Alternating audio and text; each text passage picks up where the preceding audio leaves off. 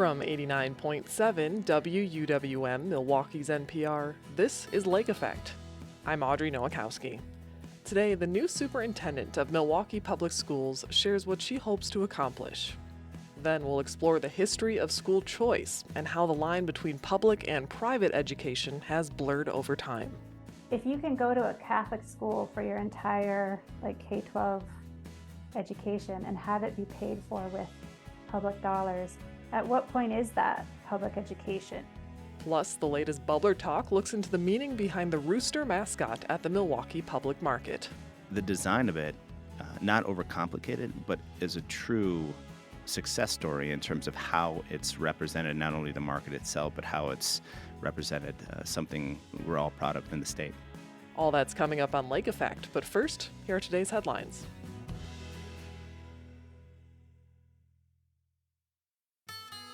This is Lake Effect from 89.7 WUWM, Milwaukee's NPR. I'm Audrey Nowakowski. Thanks for joining us.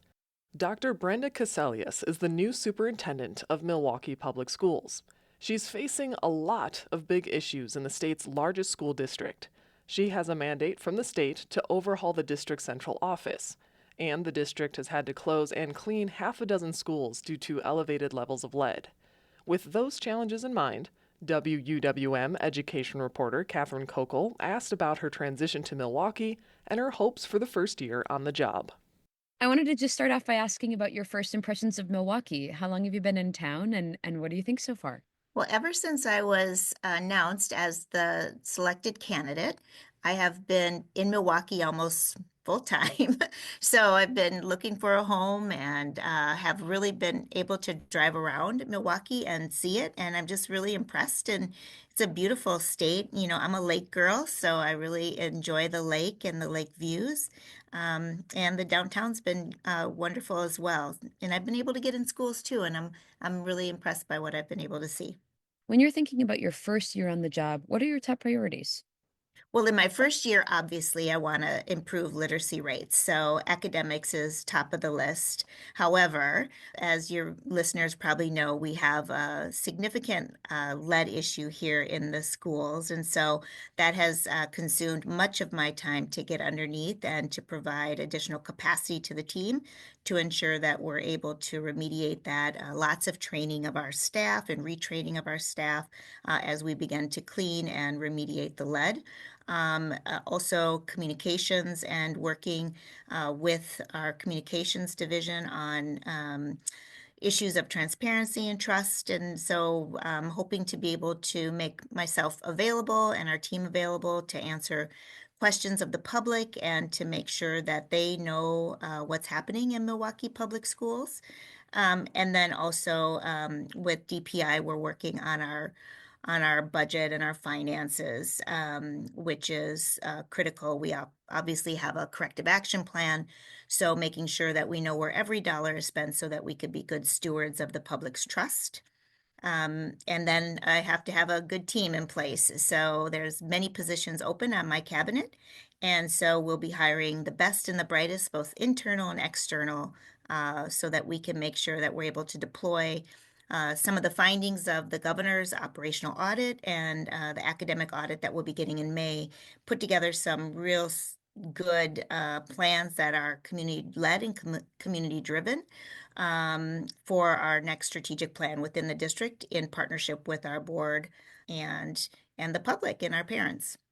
Feel free to disagree with this characterization if you'd like, but a lot of people consider this a time of turnaround for MPS. All of these state audits are mandating quite a big overhaul in the district and expecting more. What type of experience do you have with a true turnaround of an organization? Well, I think that there are lots of bright spots in Milwaukee Public Schools to start out with. As I've been able to get into schools, I've been seeing a lot of seeds of opportunity, particularly in some of our elementaries, our Montessori's, and our high schools with their career technical ed programs, that we have the MKE Rec and the opportunities they offer to students with athletics and connectedness and belonging in programs, our music programs and art programs, obviously thanks to the residents of Milwaukee for the referendum to be able to continue those support systems. But truly, getting the governor's operational audit was eye-opening, and there are central staffing concerns and restructuring that probably will be needed here in the district as we begin to look at the hard work of being an efficient organization that serves our children well, and then getting under our academic program as well and making sure that that's coherent and aligned, K-12, well, actually early childhood all the way through grade 12, so that we can ensure that the diploma means something and our children are career and college ready. So those are some issues. As far as my preparation in turnaround, that's really been basically what I've done my entire career. I've worked in large urban districts and have the expertise in turnaround, particularly in doing it at the large district level, not just as a principal doing school turnaround as a school leader, but also doing that then in Memphis City schools, where we were able to turn around our middle schools. Of those 31 middle schools that I oversaw, moving from 4 schools that were making adequate yearly progress only out of the 31 to all but 4 making adequate yearly progress within 4 years. So we saw a 22% literacy gain for our 8th graders. And, so we were really, really excited about some of the fast work we were able to do in Memphis. And, when I was commissioner, we saw graduation rates improve. And, that was the case in Boston as well. So there's just a lot of pieces that you put together so that children succeed in a turnaround situation, both at the district level and at the school level. But a lot of that hinges on having great principals and great teachers. And it's my commitment to our Milwaukee parents and students that we're going to have caring and competent teachers in every single classroom and leaders in every single school who are on fire for this work and hope to get that done. And I just want to note for listeners, when you mentioned your work as commissioner, you were the commissioner of education for the state of Minnesota. So that was what you were referencing. That's correct. I was the commissioner for the state of Minnesota for 8 years under Governor Mark Dayton. Excellent. I want to circle back to some of the priorities that you mentioned at the beginning. What would you say to parents who say every single school in MPS should be tested for lead paint and lead poisoning levels, and I'm not going to send my kid to school until that happens? I mean, how do you approach this? I will mention here for listeners that the district came out with a lead mitigation report earlier this week and a plan moving forward. I'm wondering if you can briefly walk us through that and share how the district plans to handle this in the coming year. So one, yes, I have been handed the significant issue of lead in our schools, which we are handling. Handling the lead situation, the city and state have been great partners in that. We did develop a plan in coordination with them. They're reviewing the plan. If there are any things that we have to tweak or adjust to that plan, we will absolutely do that. We are in the process of working with lead experts who are overseeing our work now. And retraining our staff. And of course, that's a huge ordeal to train all of your custodial staff who are doing the cleaning on proper cleaning procedures, as well as those who are doing the painting and remediation. Even when they're lead certified and ready to go, they are still human. And so it's coming behind them and making sure and doing retraining. And this is continuous process with so many people who are on the job trying to make this and do it right. How does the district afford that? I mean, how do you plan to afford a massive lead remediation project? Well, right now, because we're in an emergency situation, we are using every dollar that we can find. However, long term, I've been on the job 7 days now. So I'm looking underneath all of our budget and trying to find where the money can come from outside of new funding. This is going to be money that will be taken from schools. And so, we have got to find ways to remediate this efficiently and not have it impact the bottom line for what money is going to be going to kids. We do have some reserve funds in our capital budgets that we will use for this remediation. However, if this is going to be an ongoing, long-term problem, because it is painting and paint has to constantly be updated, and we have currently, anywhere from 275 million to 300 million in deferred maintenance already. There's just a lot of work I have to do in order to get underneath our overall financial picture to assess where the future dollars are going to come from for a long-term continued remediation when issues do come up with any kind of peeling paint that we might find. My last question for you is just about your vision for Milwaukee. Why do you want to lead the school district, and what do you see to be the future of Milwaukee Public Schools? Well, the reason I came to Milwaukee was because we have 67,000 children and 90% of them are poor. And they deserve the same opportunities that any other child would have within this state and within this nation. And so that's why I'm here. And my vision for the school district is that every child would leave us with the preparation to be able to succeed in life. And in their careers, so that they can have happiness and have a family and be citizens in the community and give back and pay it forward, like I hope to do. So, and have done my entire life. I had programs that were built for me when I was a kid. I grew up in poverty and on welfare, and it was the social network that was put together for me to make my way out of poverty. And I want to give back and make sure that every other kid has that same opportunity that I had.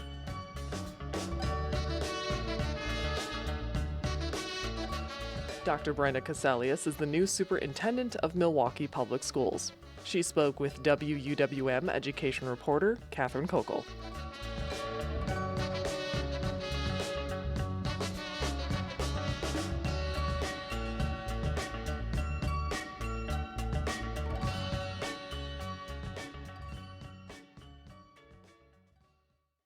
This week, Wisconsin voters chose Jill Underly to remain as the state's superintendent. Underly has expressed that she is an advocate for funding traditional public schools and said in a PBS interview she would ultimately like to see the school choice program eliminated.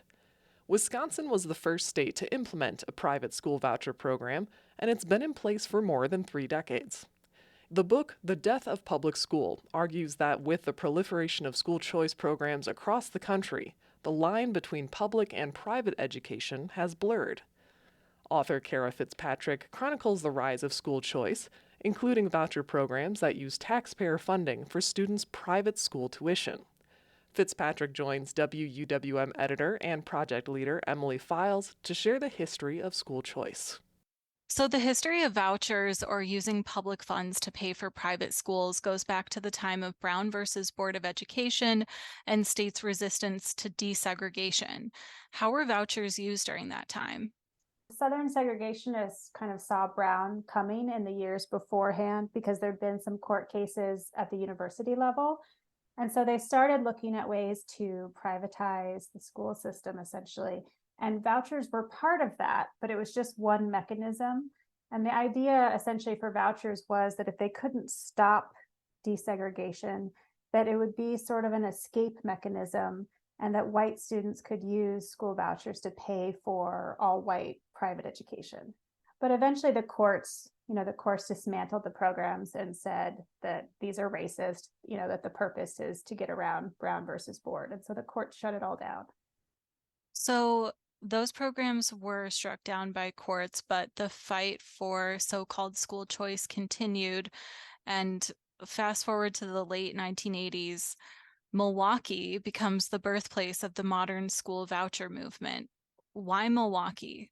So Milwaukee was kind of the perfect place for this in a lot of ways because it had a history already of having these independent, secular private schools that were well regarded and were primarily serving low-income Black and Latino students. And so there already was, sort of a market essentially for this. And I said low income, but actually it was just Black and Latino students. And And so you had that there. And then you also had, a situation where the school district had fought over segregated schools, and there was a certain amount of discontent within the Black community about how the public school system was doing as far as serving students. There was, in some quarters at least, a little bit of pushback against integration policies that put a lot of the burden on integration on Black families. And, and some Black families felt that that was unfair, and also that perhaps they were not getting better outcomes as a result of it. And then you had, Polly Williams, who was this well-known state lawmaker who had a lot of reservations about the public school system and had made some efforts to try to improve education for Black students. And so, you kind of had all of the pieces in Milwaukee for something like this to happen. So Polly Williams wasn't happy with the desegregation efforts that put the burden of desegregation on Black students, and she wasn't happy with the functioning of Milwaukee Public Schools at the time. So she had a proposal for an all-Black school district and took that proposal to Republican Governor Tommy Thompson.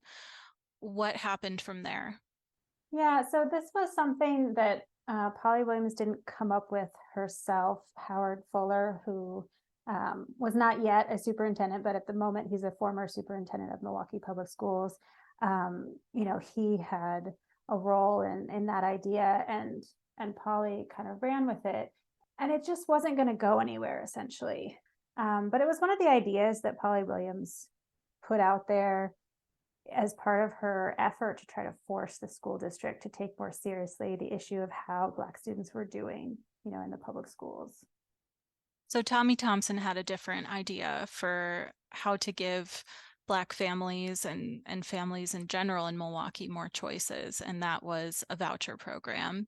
Can you talk about what that first voucher program looked like?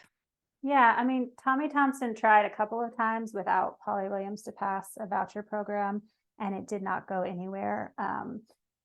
But the program that eventually ends up passing was very small, and it was limited to low-income children only in the city of Milwaukee. And the enrollment at the time was capped to a small percentage of the school district. And so the idea was to have a very, very targeted program and essentially an experiment to see if this was something that offered some kind of alternative, for low-income children in Milwaukee. I think it was just 7 private schools in the first year, and they were all secular private schools, right? Yeah, and the fact that it was secular was really important because religious schools came in later, and that created a lot of legal questions. But originally it was small and it was secular, and there weren't that many participating schools. So in 1995, Wisconsin's and Ohio's school choice programs started to include religious schools, and that's what set the stage for a Supreme Court battle that would decide whether it was constitutional to use public dollars for private religious schools. So what happened in that case? Well, so it's interesting because Milwaukee is the first sort of modern school voucher program, but it starts off secular. And then at the same time that Tommy Thompson was pushing to include religious schools in the program, about 5 years later, Cleveland actually had started down the road of having a school voucher program, and they jumped in at the same time, but went straight to religious schools. So you ended up having 2 programs now that were sort of dueling essentially on this like potential path to the U.S. Supreme Court, because at the time, no one actually knew if it was constitutional to have a voucher program. And so it was kind of a question as to, well, what case is going to end up finally being called before the U.S. Supreme Court? And a lot of people thought it might be Milwaukee, and it ends up actually being Cleveland. What were the arguments for and against using public funds for religious schools, for private religious schools? So some of the argument was looking at what point are you sort of advancing religion by providing state dollars to pay for tuition, and at what point is the government becoming entangled with a religious organization? And also, are you, on the flip side, are you discriminating against a religious organization? And so there's different cases over time that the court would look at to try to answer that question, but it wasn't clear cut. And so part of what the discussion was really ended up centering on this role of parents, because the government is not directly giving state aid to a religious school in a voucher program. They're actually giving it to a family who then decides how to use it. And so that was really sort of the pivotal question that the court was looking at and trying to decide, is this okay? So your book also chronicles the rise of charter schools, which faced some resistance, but were actually embraced by both Republicans and Democrats for a long time. So what's the difference with charter schools versus voucher schools and how that movement took off? The idea of charter schools is that they are still a public school, but a different type of public school, and one that's essentially free from the control of a school district. So it has some autonomy, but it still has some of the public accountability. School vouchers, on the other hand, are providing basically an escape from the public school system, but to private education, which has a lot less accountability. And so in a large part, charter schools took off as a reaction to vouchers, because it was something that Democrats in particular could say, well, we're in favor of choice, but we're in favor of public school choice, and charter schools are public school choice. And Republicans are in favor of all types of choice. So for them, it was like, well, charter schools are okay. They're not as good in some ways as school vouchers, but we can get behind that too. And so charter schools really took off across the country because the idea had this bipartisan support behind it. What does the research show about whether voucher and charter schools live up to their original goal of improving student achievement? So this is something I was interested in because at the start of these movements, no one really knew. There was sort of this assumption that these things would be better. And now that we've got, 30 plus years of research, it's not the win that advocates were looking for. There are some pretty major studies of school voucher programs that don't necessarily show any difference in test scores, or if there is one, there's actually a decline in some places in math scores. And then for charter schools, it's possibly a little bit more complicated because charter schools vary so much. But there was a study from Credo, which is a group associated with Stanford that has studied charter schools for a very long time. And they came out with a study that basically said that on average, charter schools now have a little bit of a test score advantage over traditional public schools, but it's very, very small. So the title of your book is The Death of Public School. So are you making the case that school choice is leading to a sort of slow death of traditional public schools? So I say in the introduction that the vast majority of American kids are still educated in public schools. And so it's not so much an argument about enrollment figures. What I was kind of looking at was, what is the major question that this movement poses, and it's essentially, is this going to harm the public school system? And I include charter schools in that, is it going to replace the traditional public school system? And then sort of on a wonkier, more profound level, I was also looking at this idea of, well, what is a public school and what is public education? Because Republicans right now are making this case that any education paid for with public dollars is essentially public education. And so in a way, I just had this question of, well, if you can go to a Catholic school for your entire K-12 education and have it be paid for with public dollars, at what point is that public education? And then in a way, isn't that sort of a death of public school, because we're calling something public education that is very, very different from what the traditional viewpoint is of it? In Wisconsin, there are 4 voucher programs now, and they've grown to more than 50,000 students statewide, about 30,000 in Milwaukee. So it's a very different program than the one with 7 secular private schools in 1990. What did Polly Williams think about how the voucher movement turned out? Polly came to be pretty disillusioned by the voucher movement. And actually, she started pushing against it fairly early on, within 5 or 6 years of the Milwaukee program starting. She was raising sort of uncomfortable questions about where the movement was going and what sort of the true intentions were of some of her conservative allies. And she came to feel that it had been sort of hijacked, was the word she used, but hijacked by conservatives, and that it was going in a direction that really was different from what she had intended at the start.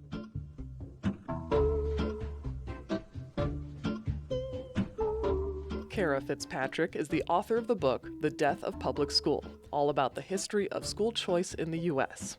She spoke with WUWM editor and project leader Emily Files in 2023. Did you know you can listen to Lake Effect as a podcast? Search for Lake Effect wherever you get your podcasts to download and listen on demand. In about 15 minutes, we'll bring you a new Bubbler talk that looks into what the rooster logo for the Milwaukee Public Market represents. Plus, we'll speak with the person who designed it. But first, we'll tell you about the Milwaukee Wine Academy and their upcoming events to highlight Milwaukee's wine scene. That's coming up on Lake Effect on Milwaukee's NPR.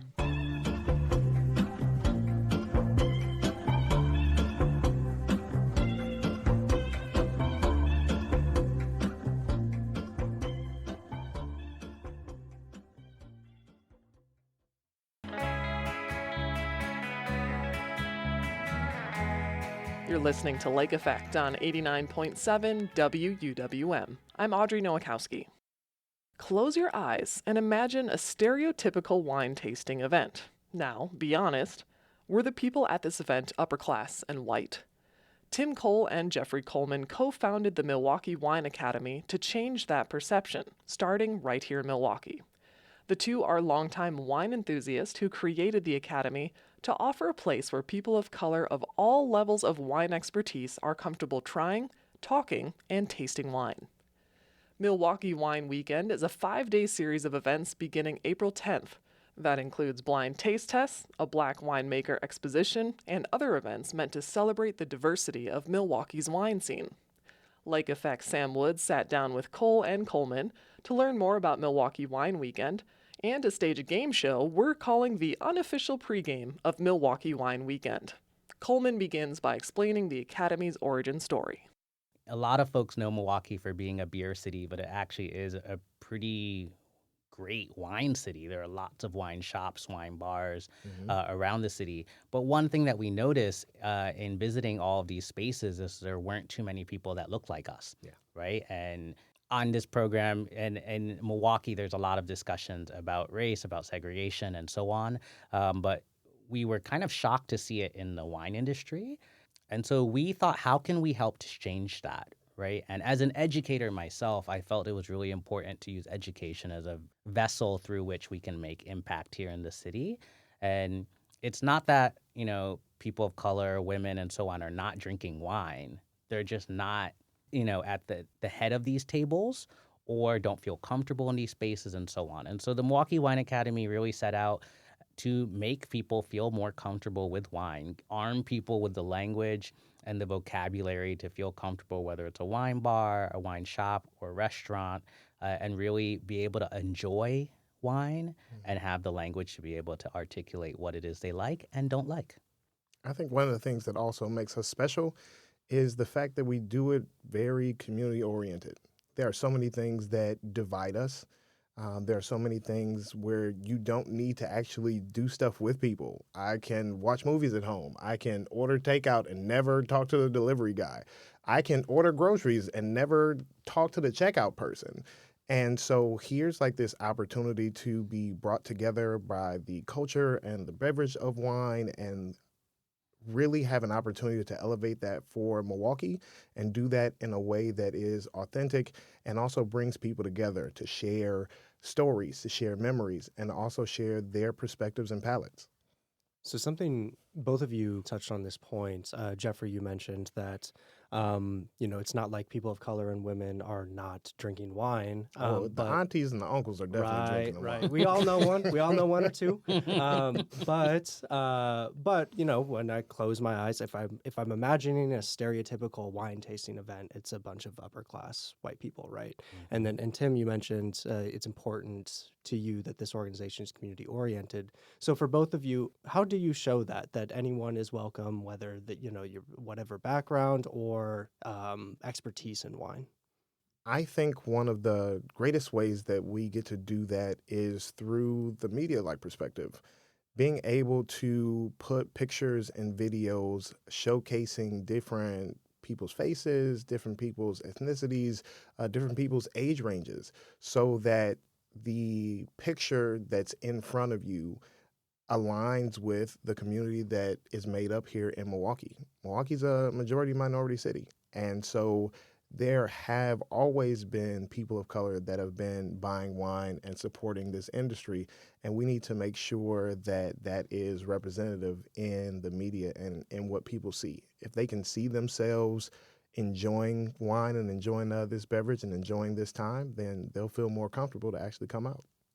I think to add to that, in the classroom, in all of our classes, one of the things that we pride ourselves on is making no assumptions about people's knowledge base, right? We start everyone at ground zero and build up our class together. And there might be sommeliers in the room. There may be people who have never had a glass of wine before in their life and everything in between. But we're all going to learn together and from each other. And I think that's a thing that's really important to highlight in terms of what we do at the Milwaukee Wine Academy. So speaking of highlighting, I want to talk about Milwaukee's wine scene. You've mentioned that we know Milwaukee is a beer city, but tell me about Milwaukee as a wine city. All right, so Milwaukee has a lot of cool things going on, especially with the shops and wine bars that are continually growing. Just in the last 2 months, 2 new wine bars have opened up. And it's been exciting to see some of that transition that is taking place, that people are excited to set up a bar that's strictly, or I should say, more focused on wine. And so depending on where you're at in the city, you can definitely find a spot or a shop that will be able to suit your needs. It's my belief that there's a wine out there for everyone. We just got to help them find it. So now on to Milwaukee Wine Weekend, coming up here starting on April 10th. What can people expect? So Milwaukee Wine Weekend is going to be 5 days of amazing experiences, all based around wine. Starting on the 10th, Thursday night, we will be doing our opening happy hour at Thelma Carroll Wine Merchant in Walker's Point from 6 to 8 p.m. On Friday, April 11th, we'll be at the Charles Alice Art Museum for Vino Royale, which will be a casino night themed event. We're going to have lots of wine games. We're going to do one a little later, I think. Yes, we are. Yes, we are. You got the itinerary, yeah. To kind of preview Vino Royale.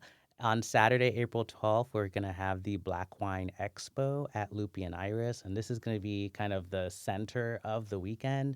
We're going to have over 40 different wines, all made by Black winemakers, and we'll have the different distributors from the city pouring those wines so people can really see the depth and breadth of wines that are being made by Black people, not just here in the United States, but we have some from France, from Italy, and even South Africa. On Sunday, we have Reading Between the Wines, which will be an event featuring Charles Springfield, a Milwaukee native who is a sommelier out in New York City, who's coming home to talk about his book, Maneuvering Rosé with Style. And then we'll have a tasting of 4 rosés that he has selected. And then we close out Milwaukee Wine Weekend on Monday, April 14th for 414 Day with a wine dinner at the Diplomat. Featuring Chef Dane Baldwin and the wines of Kamusha, which is a Black-owned wine brand out of South Africa. All right, so a lot of wine, a lot of Milwaukee this weekend. Yes. And on that note, I want to introduce a bit of a game show. Okay. And Jeffrey, you teased this a little bit, but a bit of a game show that I would like to call, with your permission, the unofficial pregame of Milwaukee Wine Weekend. Okay, I like it. I like that. All right. So we'll play two games. One is a blind taste test. And while I get these ready, so I have 2 bottles of wine here behind me. And as I get these ready to pour, can one of y'all speak to how this reflects some of the activities at Milwaukee Wine Weekend coming up here next weekend? Cool. So excited about playing this game because this aligns with a game we have called Wine Casino. Wine Casino is going to be played at Vino Royale on Friday the 11th. So with that, it's a blind tasting game. You'll have chips, and there's this beautifully massive board that has countries, it has years, it has grapes, and you're going to use the chips in order to, quote unquote, place a bet. You're going to use these chips in order to actually place a bet on what you believe represents the wine. And so you'll be able to say if you believe that this is this grape, what year of production, as well as the country of origin. Okay. All right. So wine number one. So wine number one, I will give you all a second to take as many sips as you'd like. I have a full bottle here if you need a little bit more. I'm always down for a little bit more. All right. Well, just say the word. I will pour. But we are looking for the grape type, the country of origin, the year, and your best guess at the alcohol percentage. Okay. So, Jeffrey, what are you thinking? I see you looking at the glass. Yeah, so one of the first things I always evaluate blind tasting is the color. Here we do have a lemon yellow, right? The most common color. Right. For white wine. Applying knowledge. And, it's on the paler side. And then the next thing is always to smell the wine. And this has a very distinct smell, which puts me on the path of one particular grape and one region of the world already, because it smells like popcorn. And that to me lets me know exactly where I need to be. But I can't tell you alcohol percentage until I sip it. So I'm going to sip that, and then I'll see if Tim has any thoughts. All right. Here's the guess that I'm going with. All right. Tim, let's hear it. We got grape, country, year, and alcohol percentage. All right. So the grape I'm going with is Gewürztraminer. I'm going to say that this is Austrian. And the year, based on color, this is going to be newer. So I would say in the last 2 years. So maybe a 2023. Alcohol level, this one actually tasted pretty high to me. So I'm going to say 13.5. All right, 13.5. So we have, for those guesses, so Tim, we have Gewürztraminer. There you go. Close enough, yeah. Austria, 2023, 13.5. There we go. All right, so now Jeffrey. Okay, I'm going to say Chardonnay, U.S., California. Okay. I'm going to say 2022, and I'm going to go 14%. All right. This was heavy It was hitting kicking. for a white wine. It was definitely kicking. It was. You can Stop pour me talking. another glass of this one. Sure. Well, we got to do one more. Okay, are we revealing now? Yeah, let's reveal now. Okay, let's do it. All right, let's do the So reveal. we are a big reveal of number one. Oh. It is longevity. It is a Chardonnay from Well done, California. sir. Jeffrey, Well well done. done. Well Well done. done. So that is two. So we have a Chardonnay from California, United States, from 2022. Jeffrey, you're 3 for 3. You got it. Incredible. And the alcohol percentage is 13.5. So Tim, you're on the board as well. I'm You're on the board as well. All right, so But that was a good one. I'm excited about this one because it's from longevity. And longevity has this amazing history and this amazing story about the winemaker and his wife, and how this brand continues to be an ode to the love that they shared. His wife has since passed on, and so he still gets to do this amazing wine brand with their children and continue the legacy. And so super excited about that one because this is a Black winemaker. And so this aligns very well with the Black Wine Expo that's going to be on April 12th. And yeah, even though I got most of the answers wrong, I'm at least excited about this bottle. You know the story of the wine. It seems like the story and the background of the wine's production and the people behind it does mean a lot to you. Like your face lit up when you saw this. It does. It means a lot because getting an opportunity to align storytelling really ignites the passion, and it makes the sips more memorable. And so when it goes beyond just a beverage, I think the storytelling really makes wine have a culture. It makes it have a history, and you can really get excited and get into the people that are actually behind what goes into your glass. I think one of the things that folks forget about wine is that it is an agricultural product. It doesn't just magically appear in the bottles that are on your shelf. There's a lot of work and labor behind each and every bottle that you will try. And so knowing a little bit about what's going on behind that bottle makes it really special, and it makes it really great to be able to share those wines with other people.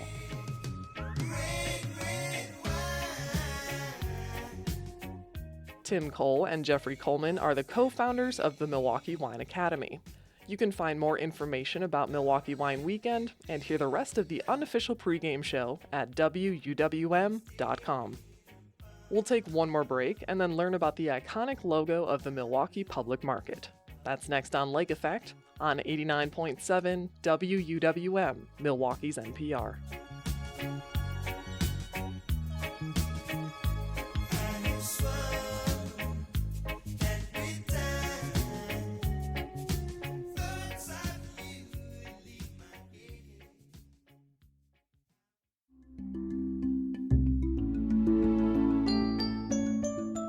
This is Lake Effect on Milwaukee's NPR. I'm Audrey Nowakowski. What's got you scratching your head about Milwaukee and the region? Bubbler Talk is WUWM's series that puts your curiosity front and center. This week, one listener's question takes us to an iconic Milwaukee food hall. Bubbler Talk, quenching Milwaukee's thirst for knowledge. I'm WUWM's Audrey Nowakowski, and this week's Bubbler Talk takes us to the Milwaukee Public Market. Or rather, you could say something calls us to the market. Hi, my name is Terry Knight, and my question is, what does the rooster represent at the Milwaukee Public Market? Terry is referring to the Public Market's logo, which is a colorful illustration of a rooster. To really understand the story of our feathered friend, we need to talk about the history of the Milwaukee Public Market itself. The iconic Milwaukee Food Hall has been around for 20 years. Here's Paul Schwartz, Executive Director of the Public Market and the 3rd Ward Business Improvement District. It was probably close to 10 years from when it started to when it opened. And it was missioned to both be an economic multiplier for the 3rd Ward, to be an economic catalyst, as well as bridge the gap between downtown and the 3rd Ward from a planning standpoint, and then to support our vibrant food and agricultural culture and scene in the state of Wisconsin. To reflect its support of local agriculture, the market's original concept was a bit different than what you see today. To find out more, I took a trip to the market to meet Lori Frederick, dining editor at On Milwaukee. Originally, the public market was an indoor market with about 24 vendor stalls, and an outdoor market where I think there were 18 or 19 vendor stalls that were being used. And the market sort of opened on the outside before it opened on the inside. It was first intended to be more of a traditional farmers market space, with an emphasis on fresh food. Frederick explains organizers also wanted the market to reflect a French influence. The idea of La Halle Centrale did come up in terms of, I think it was mostly kind of the look, the feel, the purpose of the market. So that sort of centralizing quotient in Paris, until the 1970s, where, it was about the butchers and the fisher people and the agrarians and everyone all coming together in this one place where, quite frankly, Paris got its food. I mean, they called it the belly of Paris. While there's a little touch of Paris, the market ended up being modeled after something a little closer to home, Commission Row, the 300 block of North Broadway in the 3rd Ward where produce brokers operated for more than a century. When we got done dreaming about making it kind of Parisian, I think Commission Row became really the standard because those were the fruit and vegetable vendors, the Italians that came, that settled here in the 3rd Ward. It gives it a sense of place, and that really then became what I think the model was for the market.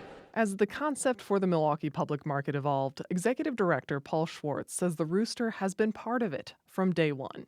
And so the story goes from us is that the rooster has always been the symbol of farm fresh. It is the wake-up call for most farms. It is the symbol of vitality and pride. And it's certainly become a cultural symbol for the culinary industry as well. Now, I understand some of the design and inspiration is French. From French markets. Yep. Is the rooster also an homage to France? It is. And in fact, one of my notes I wanted to write down is in the French culture, the Gaelic rooster is the national symbol. And so I think there is a Parisian or a French tribute to it. The rooster also has a name, Rocky. And it's not just a fun alliteration like I assumed. It's actually named after a person. It was to pay homage to the once Department of City Development Commissioner, Rocky Marcoux. Now, the market is owned by the Business Improvement District, and bids are quasi-governmental but are overseen by the Department of City Development. And so Rocky Marcoux, being the commissioner, was a champion of the market and kind of encompasses the rooster itself, says Schwartz. He was an early riser and would get there and would be this life force inside the market. Even if he was meeting with like the only 1 or 2 people in the market at 7 a.m., he embraced and embodied that spirit. And because Rocky the rooster flew so well off the tongue, it started as a joke and then just kind of evolved, and it stuck. So the rooster was meant to represent farm fresh food, celebrating the Midwest with a Parisian influence as well. Later on, it was named after a Milwaukee leader who championed the public market. But who actually designed the proud rooster logo? Hi, my name is Lori LaPlay Arthur, and I designed the rooster for the Milwaukee Public Market. LaPlay Arthur was working for the advertising and branding agency Core Creative at the time, and the firm was told the market was going to be more of a grocery store than the food court it ended up becoming. The vision that they had originally was much more of a market, a dirty, farmers would come in their boots, they would hose down the market at the end of the day, and we expected it to be like a European open market. So that was the exciting part of it. It turned out to be really different, which isn't bad, but it's just different than what we originally thought it was going to be. With that vision, LaPlay Arthur put together designs that would be simple and industrial with a farm fresh feel. When you're working as a creative, you're just thinking, a little bit all over the place. And we thought the logo would just be a stamped logo, like big crates that were coming into the market that would just be stamped and sort of rough. We were coming up with ideas like of gathering. For example, we had like illustrations of cherries and people gathering like fruit. And the rooster was just an obvious choice for, a farm fresh feel. There were a few versions of the rooster, and the one that's still with the market today has a bit of Japanese illustration influence, according to LaPlay Arthur. Think bright colors, fluid and light, but simple. Out of all the logo designs she created, LaPlay Arthur says she personally had a few other favorites. For me, it was like, really? Like I had so many other ones that I liked better. And it's funny how for me, I was convinced that picking cherries was the way to go, just because I felt like it represented Wisconsin for some reason. So when they chose the rooster, I was like, oh, okay. But then in the long run, you realize, okay, they made the right decision. Plus, as a designer, having your work last for 20 years is also an amazing feat. Once in a while, people say, oh, you should tell them you made the rooster. And I was like, I feel like it's not even mine anymore. It's just taken on a new life. I feel weird saying it's mine because it really isn't anymore. But it is fun to see. And Paul Schwartz of the Public Market says Rocky the Rooster isn't going anywhere anytime soon. It has stood the test of time. The design of it not overcomplicated, but is a true success story in terms of how it's represented not only the market itself, but how it's represented something we're all proud of in the state. Next time you're at the market, keep an eye out for Rocky and all of the other roosters nesting around and ask yourself, what does it represent to you? What have you always wanted to know about the Milwaukee area? Visit wuwm.com/bubblertalk to submit your question.